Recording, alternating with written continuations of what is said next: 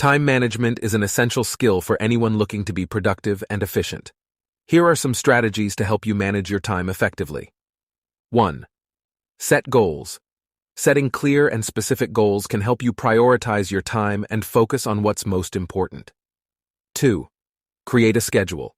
Use a planner, calendar, or digital tool to create a schedule that includes your tasks, deadlines, and appointments.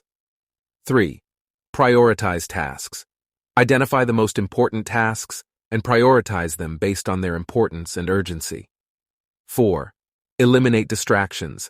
Avoid distractions like social media, email notifications, or TV that can eat up your time. 5. Take breaks.